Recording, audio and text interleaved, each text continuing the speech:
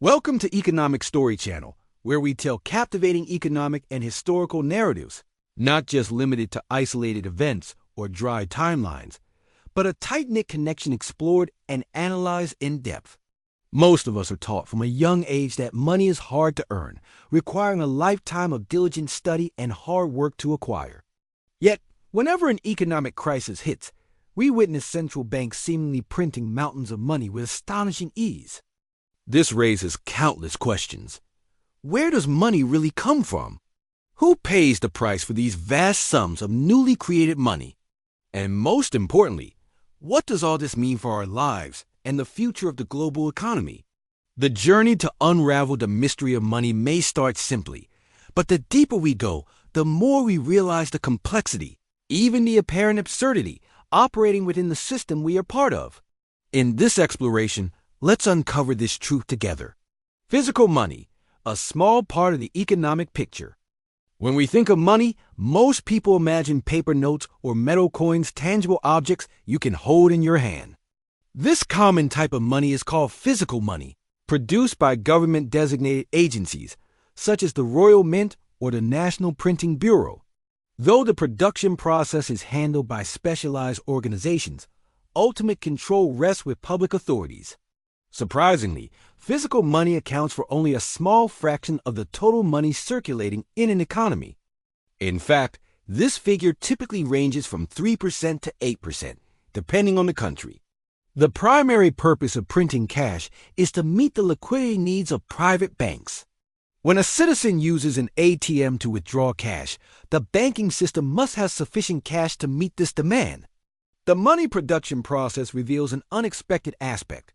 The cost of printing a single note is often very low. For example, about 3 cents to print a $10 US note. This creates a profit for each note issued, known as seigniorage. This profit flows into the state budget and can help governments ease the tax burden on citizens. This naturally raises a question.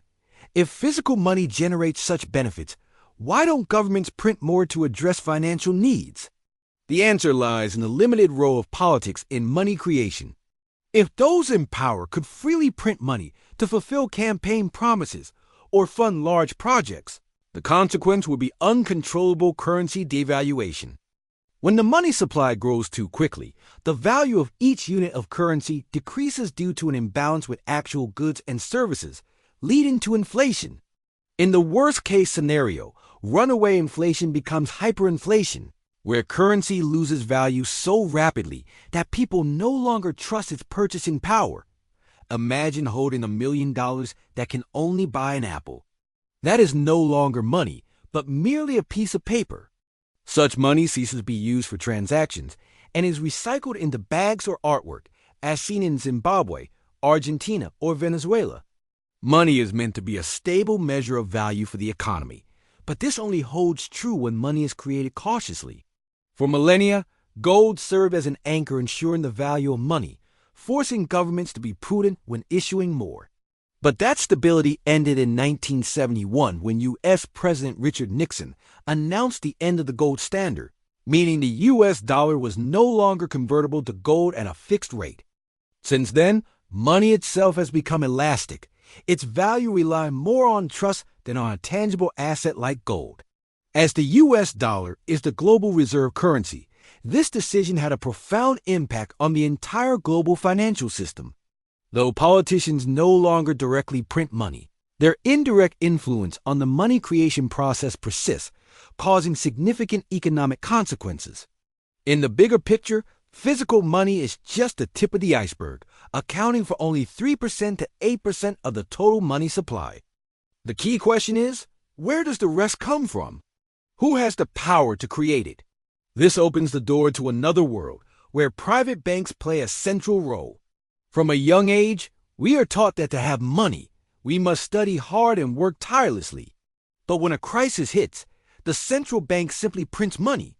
So, what exactly is money? Who has the right to create it? And why are these stories always told so vaguely and confusingly? The answer is that the modern monetary system is so complex that most of us aren't equipped with the knowledge to understand it. This not only makes us passive in personal financial decisions, but also vulnerable to becoming legal victims of major economic policies. But not everyone has the time to pore over books like Macroeconomics or The Wealth of Nations. That's why the Economic Story Channel was created, a channel that helps you grasp the most profound and complex ideas in a clear, concise, and highly effective way. You'll understand not only where money comes from, but also how to master it instead of letting it control your life. The world operates according to the ways of the knowledgeable.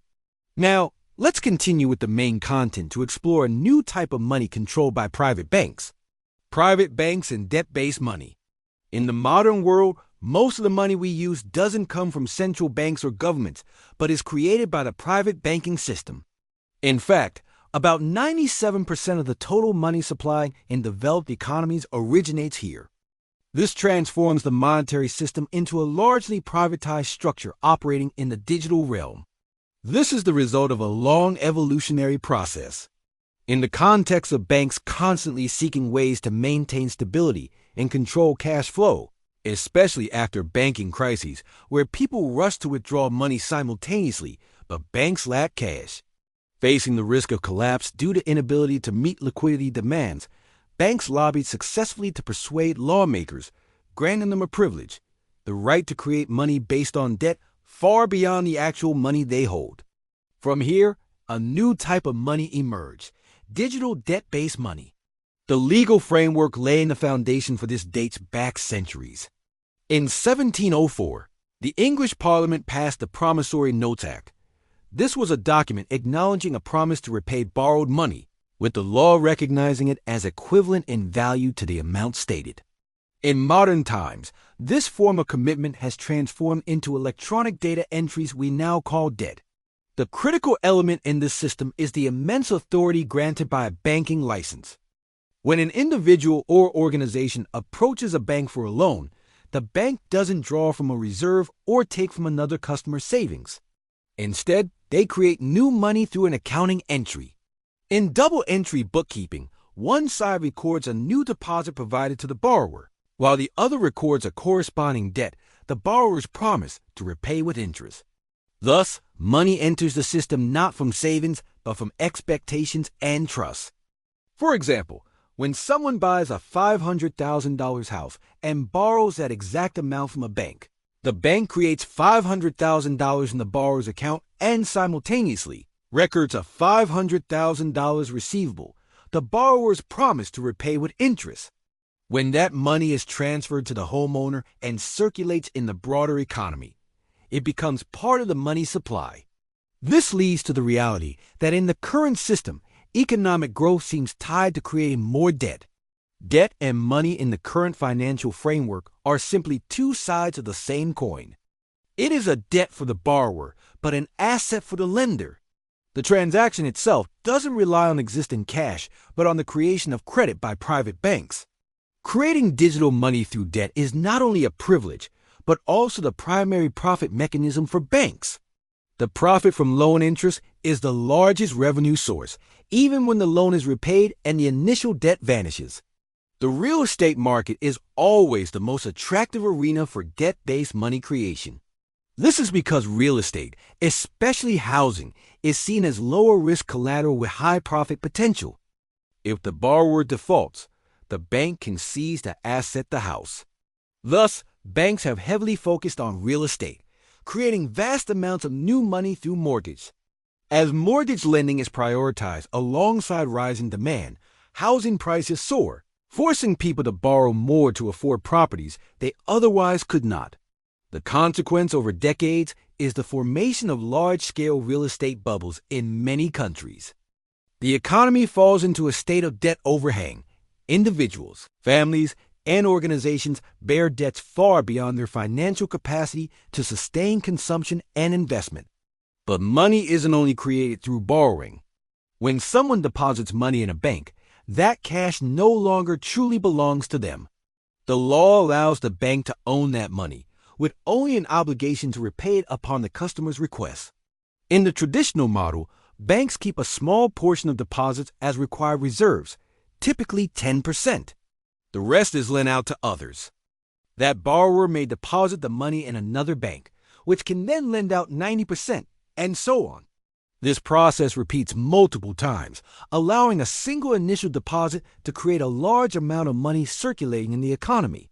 In some examples, $100 can generate up to $1,000.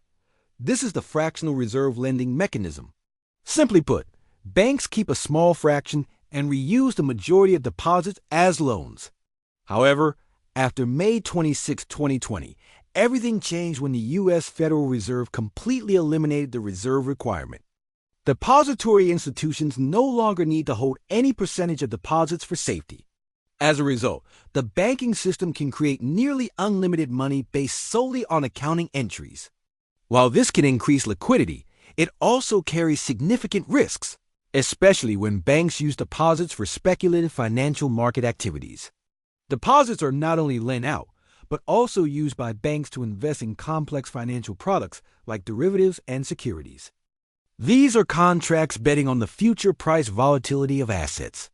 These instruments have become so widespread that the global derivatives market is estimated to exceed $1 quadrillion, over 10 times the size of the global economy. During economic booms, borrowing is seen as a driver of growth as consumers spend beyond their actual means. But at some point, people can no longer borrow more or repay old debts. Widespread defaults cause banks to stop lending, and the economy stalls. The 2008 financial crisis is the clearest consequence of this mechanism. This is considered the moment the economy began to weaken significantly. At that time, banks had become too big, too interconnected, and played a critical role in money supply. If they collapse, the consequences would extend beyond bankruptcy to a complete collapse of the monetary system. Thus, governments intervened, and central banks became the lender of last resort. Money was created to rescue threatened institutions. In theory, loans from central banks must be repaid. The ones who pay are the citizens through taxes. The system is designed so that the government doesn't truly support the public. Rather, the public supports the government through taxes and commerce. The revenue collected is used to repay central bank loans, including interest. Thus, the initial debt from private banks ultimately shifts to taxpayers. When central banks gain the power to create money to bail out private banks, it creates a significant moral hazard. Banks know that if they fail, they'll still be rescued, and they want to bear the consequences. This reality shows that private banks wield immense power in creating money and spending public deposits. When banks are too big to fail, their power extends far beyond that of a financial institution, becoming a key driver of the entire economy. Since 2008, developed nations have experienced over a decade of artificial life support, ultra-low interest rates, quantitative easing, and stimulus measures that bring short-term benefits but carry long-term risks. This unlimited market intervention not only encourages risky behavior, but also shifts costs to the future, to the public, and to future generations. The entire modern monetary structure rests on a volatile foundation. Money creation depends almost entirely on debt and repayment expectations. Though the money in your wallet seems to be yours, the power to create it lies not with you, but with a complex system controlled by banks and financial institutions. It all begins with a promise written on paper, now digitized, and if that promise cannot be fulfilled, the entire system falters. Central bank digital money.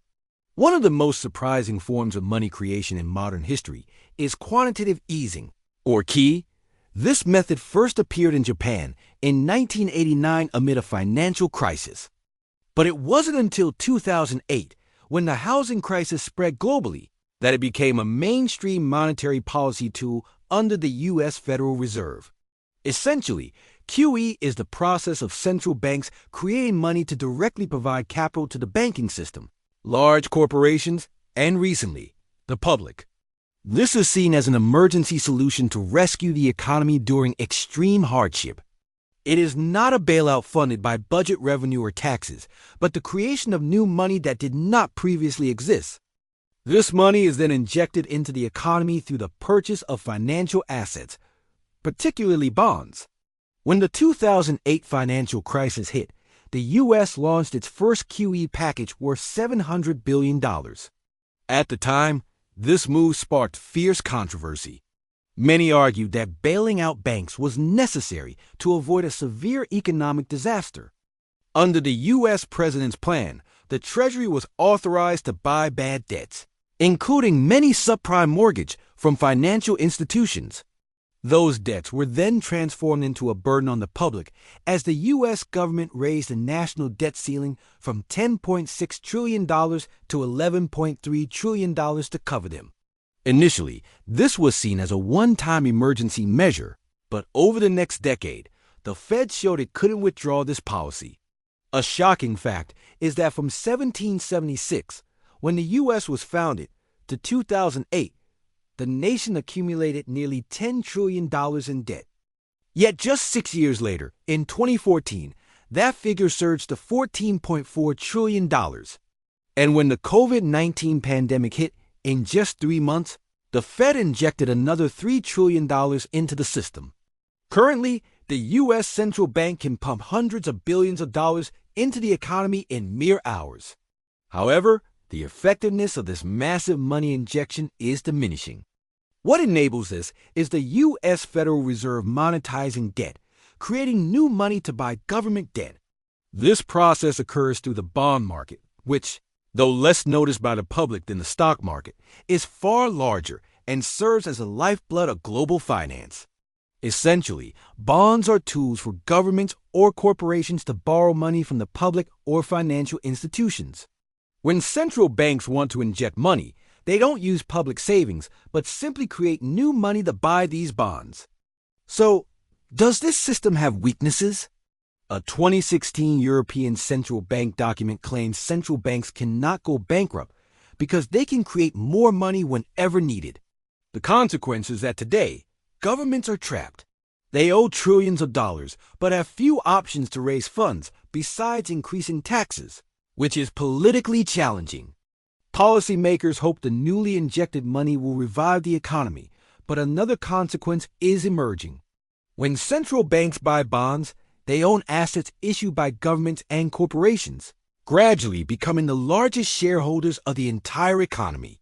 In Japan, the central bank's balance sheet now exceeds the national GDP, holding up to 80% of the total value of the Japanese stock market. The Swiss National Bank, using a similar approach, owns $90 billion in shares of major U.S. companies like Apple, Microsoft, Google, and Amazon. The fact that these central banks can create money from nothing and then buy real value assets is shocking to many. They cannot go bankrupt, but can acquire the world's best assets. This has profound impacts on market transparency and the fairness of asset ownership in society. The impact of unrestrained money printing has distorted financial markets. Previously, the stock market was seen as a barometer reflecting the economy's health. Today, that connection seems to have vanished entirely. The U.S. stock market is now valued at nearly double the nation's GDP, a figure that shocks many experts. That is why in March 2020, when the U.S. recorded 30 million unemployed workers, the stock market saw its strongest rise since 1987. With trillions of dollars newly created, central banks provide capital at near-zero interest rates to large institutions, mainly private banks and investment funds. This cheap money doesn't flow into the real economy to create jobs or restore production, but pours into the stock market, driving indices up while ordinary people's lives stagnate or worsen. The origin of wealth inequality, a persistent question is, why dosing of widespread money printing immediately cause noticeable inflation in daily life? The answer is that inflation has indeed formed, but it's hidden and manifests in different ways. In the recent global economic picture, inflation is evident in daily consumer goods prices, but is more pronounced in the soaring prices of real estate and stock markets. The money injected into the financial system, instead of circulating into the real economy, flows heavily into assets, causing their values to skyrocket. A minority holding large amounts of stocks and real estate becomes extraordinarily wealthy. Meanwhile, most people gain nothing from this process. The wealth gap continues to widen. Many recognize this reality, but few understand its root cause. The origin of this divide began in the 1980s in the West with the rise of neoliberalism. From that point, the wealth of the rich became closely tied to stock market growth, especially after the 2008 financial crisis. When the economy was on life support, the stock market became even more dependent on decisions and measures from the U.S. Federal Reserve. The more money printed, the higher the market rises and the wealthier the rich become. Since 1980 alone, their wealth has grown by about 420%. One mechanism contributing to this disparity is the Cantillon effect. When central banks print money, the first recipients can maintain or improve their standard of living. Meanwhile, those receiving it later face the consequences of spreading inflation. In fact, a greater concern lies in the near future, when the wealthy sell stocks and real estate to shift to other assets during tough times. At that point, the velocity of money, the rate of currency circulation in the economy, begins to rise, marking the moment when true inflation may erupt. Central banks, despite lacking savings, can create vast amounts of money by purchasing government bonds. Bonds are essentially a promise that the government will repay the money with interest in the future. That money will ultimately be paid by future generations through taxes or by accepting higher inflation.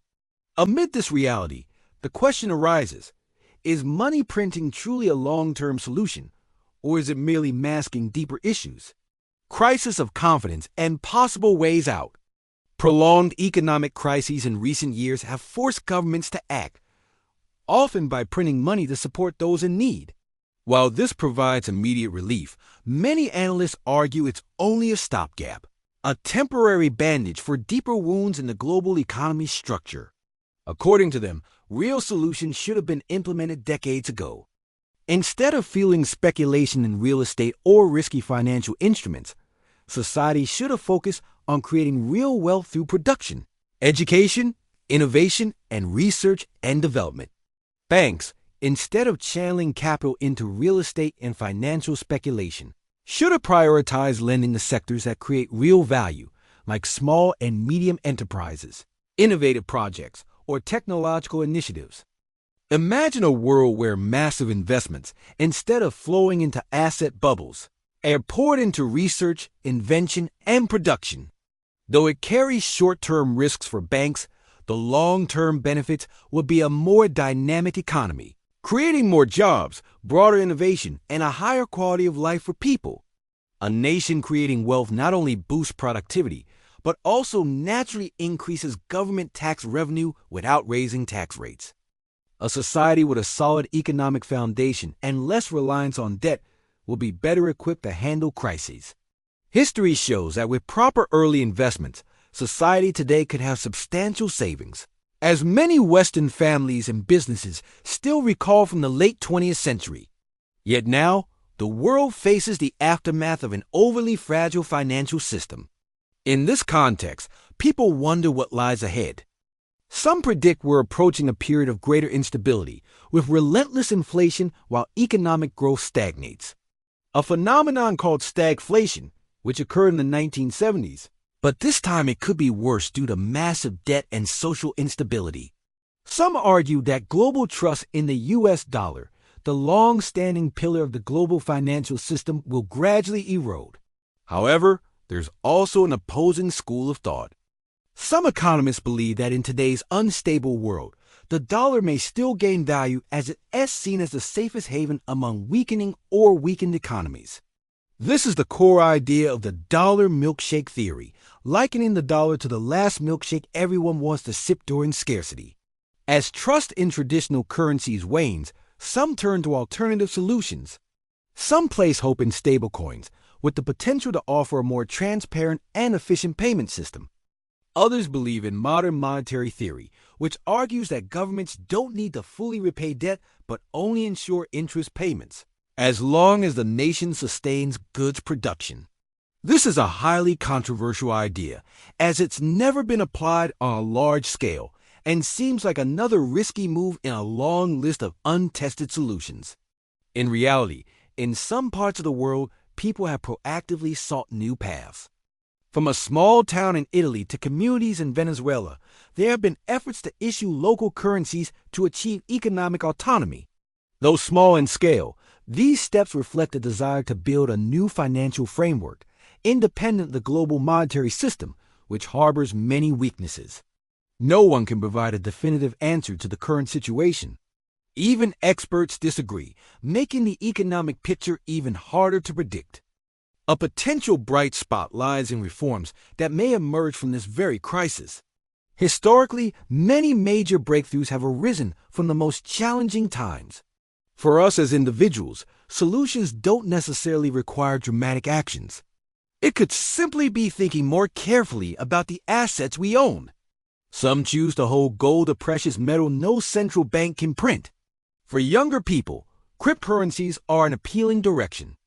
As blockchain technology gains recognition, some governments and major banks are taking the field more seriously, with a long-term view that cryptocurrencies could be part of the future of global finance.